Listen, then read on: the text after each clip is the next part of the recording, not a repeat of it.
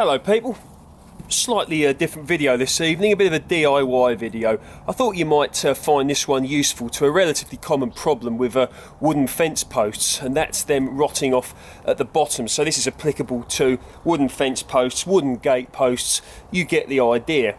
So let me show you. Now, taking a look at this, now this is just a very temporary repair I've done, okay, to this one. It's rotted off at the bottom, so you know what I mean, look.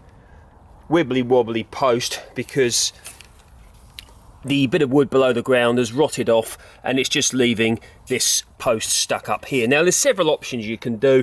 You can get another post, a wooden post here, or a concrete post, put it in, concrete that in, and then screw the concrete post, this wooden one, and that is one method as well.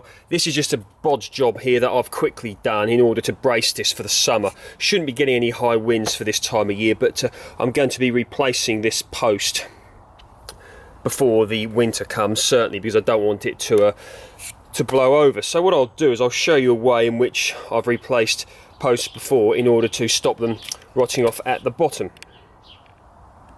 Okay, so take a look at this post here. So the previous post had rotted off and the entire fence was wobbling for very obvious reasons. Now this is an arris rail fence, but this will work with a standard fence with wooden fence posts. And you can see what I've done here. When you concrete it, you bring the concrete right up.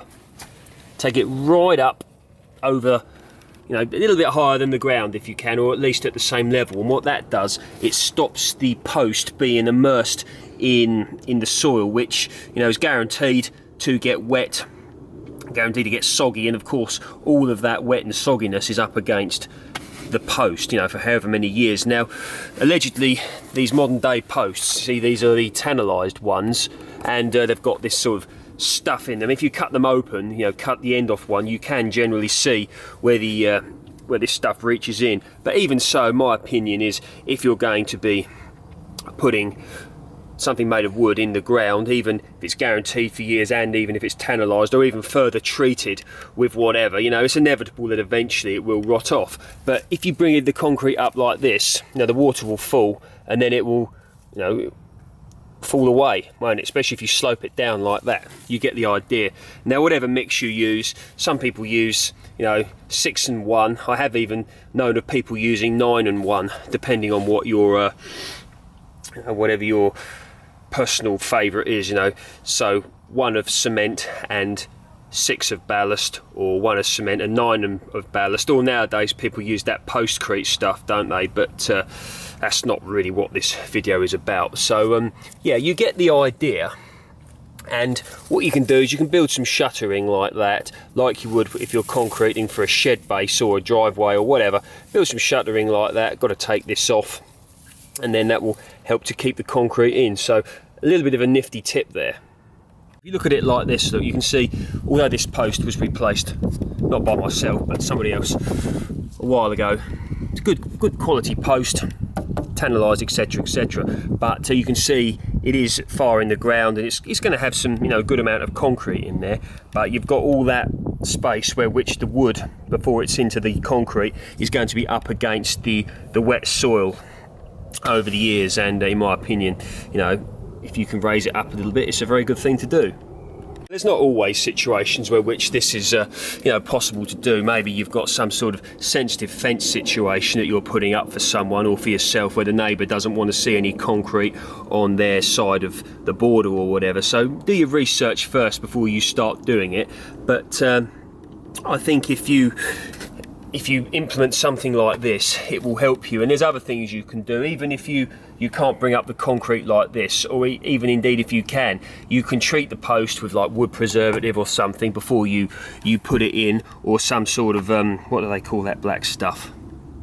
That's it, bitumen. So yeah, you can paint the bottom of your posts with bitumen. Imagine it, even you got your post which is already tannalized, you then paint the bottom with bitumen, and then you proceed to raise the concrete up like that. Chances are it will last a lot longer than if you just immerse the post in the ground straight into dirt for the next however many years till it rots off. Yeah, you'll know if you've been following me for a while that when I built the base for this polytunnel, because a polytunnel's got to be properly secured so it doesn't blow away. And we really did have some heavy winds last winter, really high winds indeed, and you don't want your polytunnel to end up upside down in your neighbour's garden or in your own garden. It just leads you into all sorts of problems, so you've got to secure it. But I'll show you what I did. Very similar. Man, look at the peaches, look epic. But anyway, yeah, so down here, see that there, I'll just put my finger there, that 2x4 or whatever it is, or 2x, I think it's 5x2, that's in the ground. I treated that with a wood preservative before I buried that in the ground, and you can see that the frame to the polytunnel, the wooden frame at the bottom of the polytunnel here, is then screwed onto that, and then I have secured the frame of the polytunnel here using cable ties to it, and then the plastic covering is secured using these white bits here, which are all over the polytunnel, and they are attached to, in fact that one's come off, but they are attached to the blue attached to the green cover of the polytunnel.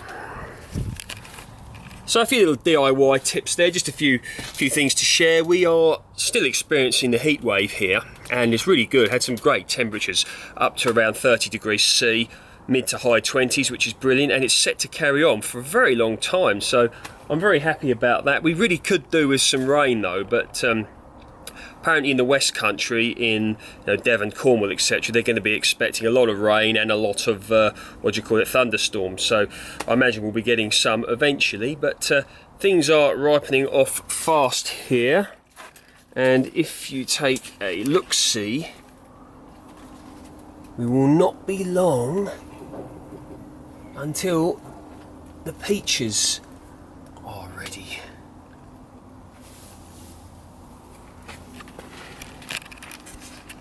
Hope you enjoyed that. Enjoy your Sunday.